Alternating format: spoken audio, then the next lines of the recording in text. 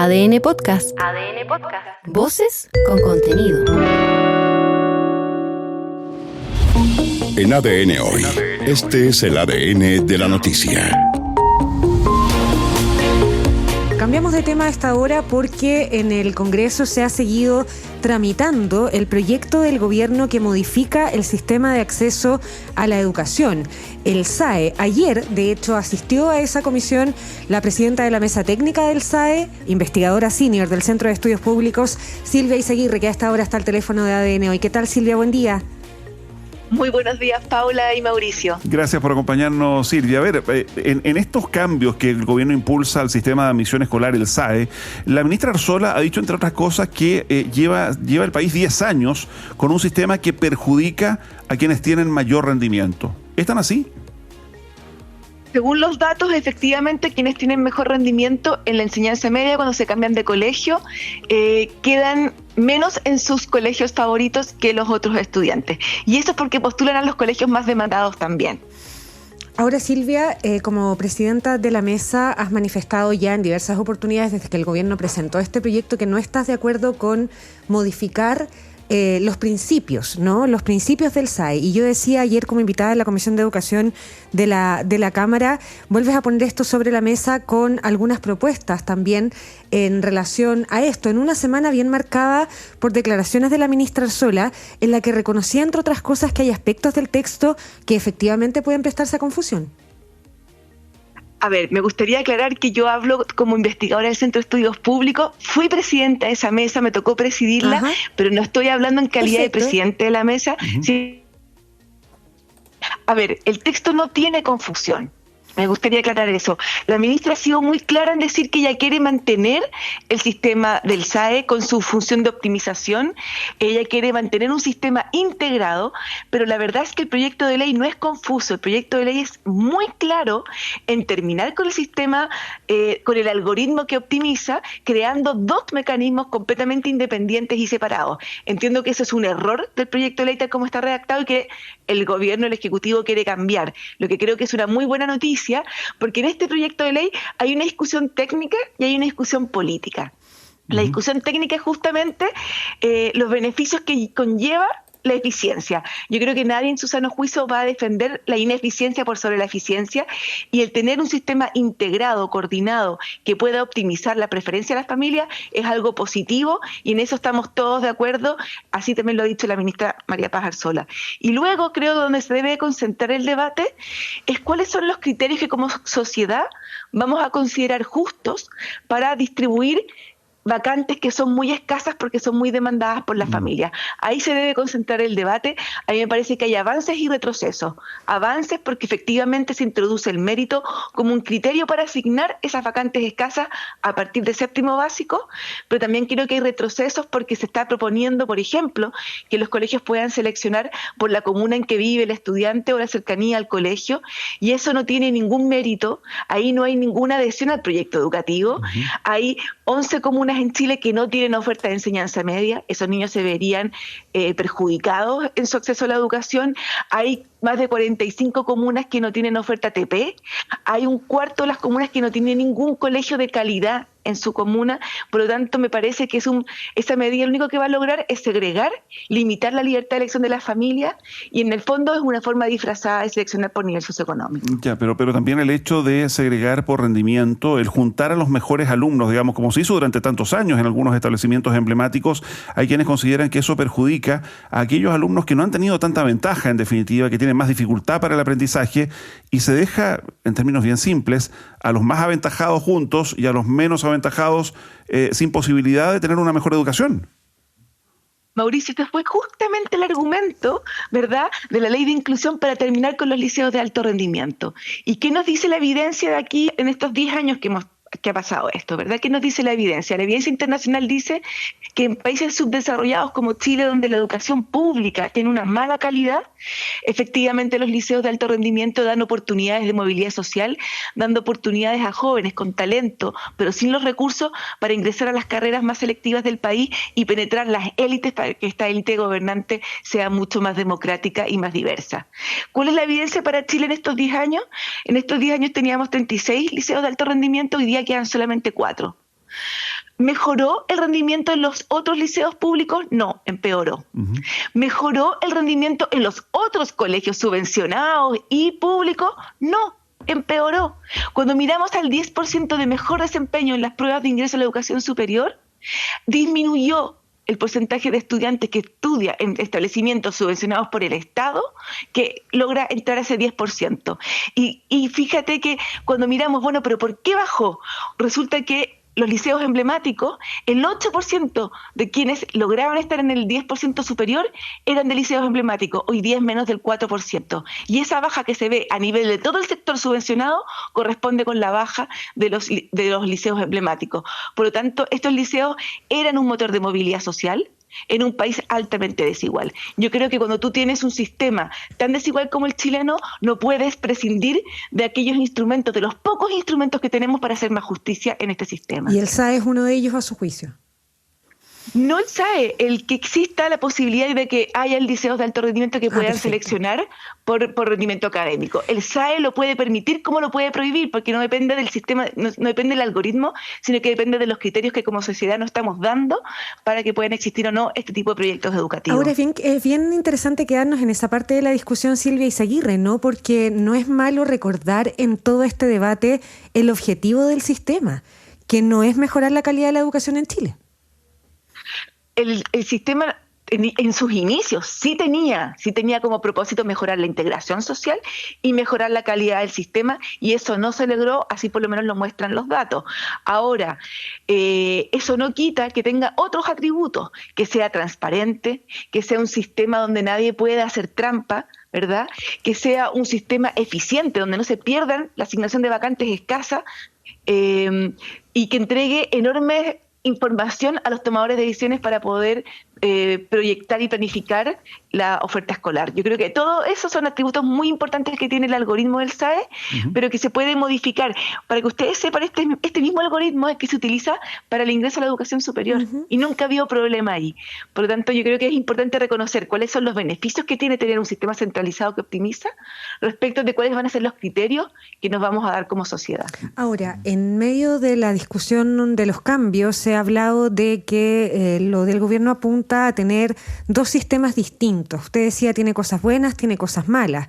Mencionaba el término justicia, cómo se va a hacer más justos a la hora de distribuir y asignar vacantes que son escasas. Pero el gobierno ha puesto como argumento también aquí un requerimiento ciudadano de los padres, de las mamás, de los apoderados y del mérito. Ese término que sale cada tanto y aquí en este proyecto del gobierno se rescata. ¿Cómo se puede rescatar el valor del mérito sin crear dos sistemas, manteniendo los beneficios y las virtudes que hoy día tiene el sistema de admisión escolar? A ver, se puede mantener dos subsistemas, pero que estén integrados y coordinados bajo un mismo proceso de algoritmo. Y en esta propuesta, ¿qué escenario nos deja?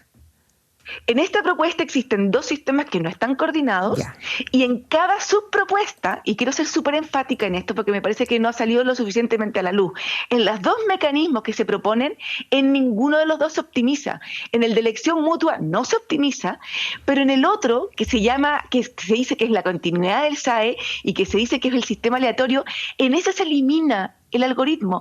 Ese sistema de ser un algoritmo inteligente pasa a ser realmente una tómbola, tal como está hoy día en el proyecto. Entiendo que es un error de redacción, entiendo que lo van a cambiar en el Ejecutivo, pero eso es lo que tenemos hoy día. Ya, en algún momento, Silvia, se criticó que en algunos establecimientos, aquellos a los que los papás trataban de hacer ingresar a sus hijos por el rendimiento académico, por diferentes características, había largas filas desde la madrugada, digamos, tratando de obtener algún cupo. ¿Con estos cambios en el sistema, eso tendría que volver a repetirse? No. A ver, eso no creo que se vuelva a repetir. Eso va a depender de los sistemas que diseñen cada establecimiento, ¿verdad? Pero hay que entender una cosa, y lo que decía Paula es muy importante. Hay mucha frustración de las familias cuando no quedan en su primera preferencia. Cuando tú miras cómo evalúan las familias el SAE, las familias que quedan en su primera preferencia lo evalúan con un 6-7. Y ese es el 53% de las personas que está postulando.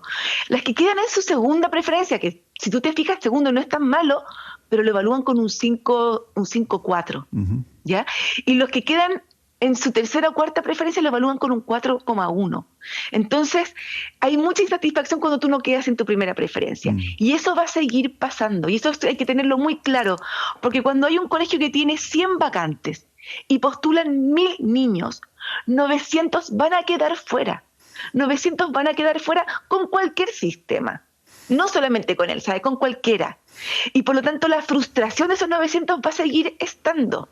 Y eso tienen que entenderlo la clase política y tenemos que entenderlo todo, porque aunque tú lo cambies y mates el SAE, esa frustración va a seguir existiendo. El punto es, ¿cómo hacemos, verdad, para que consideremos todos que esos 100 que quedaron sea justo? Hoy día lo decide el azar, en gran parte, ¿ya?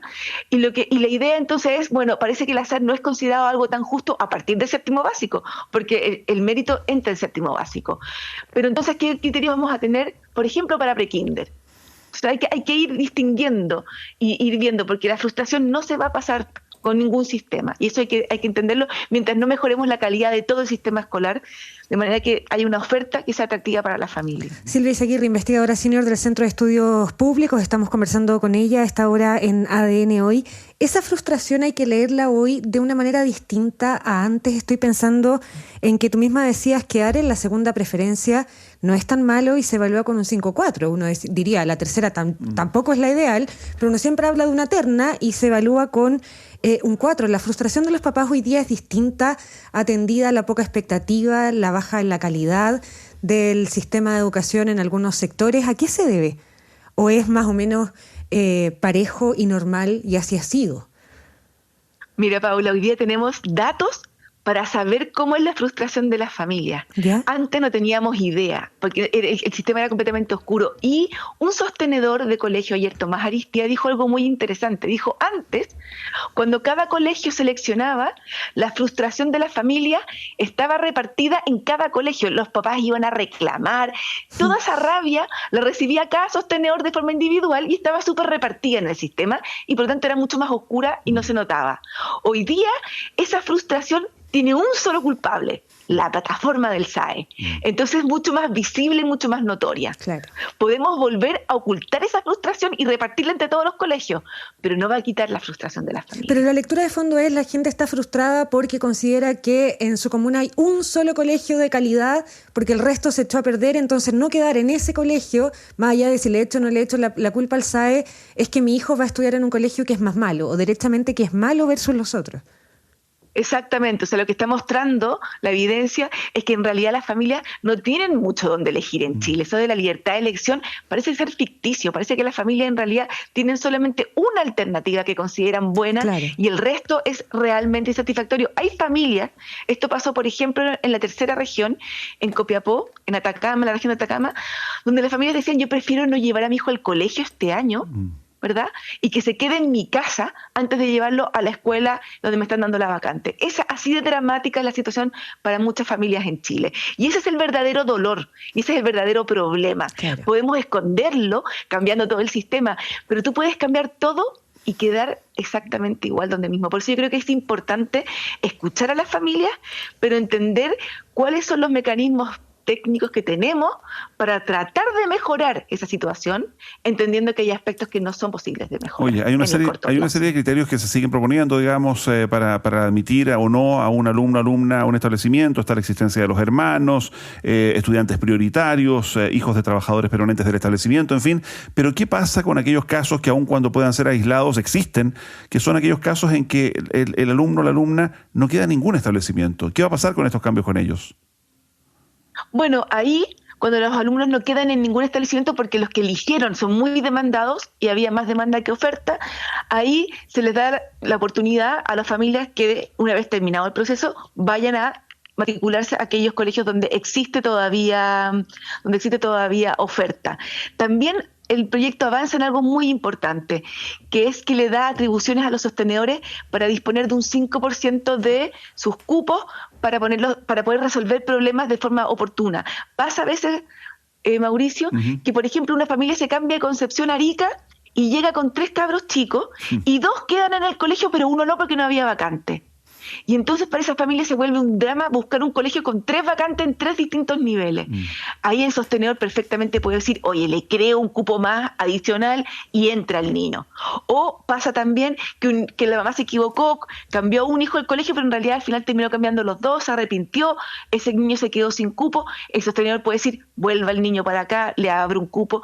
Y eso es muy positivo porque descentraliza la toma de decisiones, le entrega más atribución a los sostenedores para resolver casos que son siempre casuísticos, no son muchos, pero son 2.000 casos, por ejemplo, que significa que son 2.000 familias que están muy frustradas y con muchos problemas. Para ellos el 100% del problema, digamos. Exacto, y lo haces de forma oportuna. ¿Y quién mejor que el director del colegio, que conoce a la comunidad, que conoce quienes viven cerca del establecimiento, para tomar la decisión y resolver esos problemas que son críticos, pocos pero críticos, y que tienen un tremendo impacto a nivel social? Silvia, a nivel parlamentario este es un proyecto complejo, se sabe, lo sabe el Ministerio de Educación. A nivel técnico también no tiene demasiado respaldo los cambios o la forma en la que se proponen. De hecho, en los últimos días se ha hablado de la paradoja del Mineduc, porque el proyecto que reabre la selección en el SAE cita precisamente un informe que advierte los riesgos de tomar esa opción. Y ahora no es la discusión técnica, sino en la política. ¿Qué es lo que esperan? Que necesariamente es, si la política no avanza de la mano de la técnica, ¿qué es lo que esperan de lo que pase en el resto del trámite y de la posición que adopte el gobierno de acuerdo a estas opiniones? Mira, este proyecto es sumamente complejo porque tiene una dimensión política, pero esa dimensión política, para poder cumplir con los objetivos que se declaran, tiene que tener una rigurosidad técnica muy alta. Y lo que uno ve, por ejemplo, en este proyecto de ley, es que justamente lo que está escrito en el proyecto de ley no se condice con lo que la ministra dice que ella quiere. Entonces a mí me parece que por lo pronto, en el cortísimo plazo, debiera el Ejecutivo subsanar todas las falencias que tiene de redacción el proyecto de ley y mejorarlas para que no discutamos sobre aquellos puntos donde estamos de acuerdo, pero el proyecto dice otra cosa, y nos concentremos entonces en aquellos puntos donde de verdad hay distintas opiniones en la sociedad en Chile, que tiene que ver especialmente no con la selección por mérito, sino que con la selección por adhesión al proyecto educativo. ¿Cuáles van a ser los instrumentos? ¿Qué porcentaje de la matrícula se puede seleccionar por adhesión al proyecto educativo?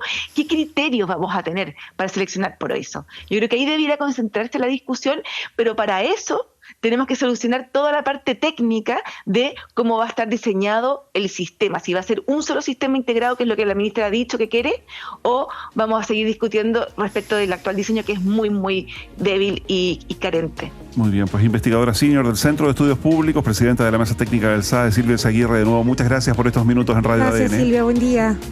Muchas gracias a ustedes, que estén muy bien. Buen día. Escucha el análisis y noticias todos los días en ADN Hoy.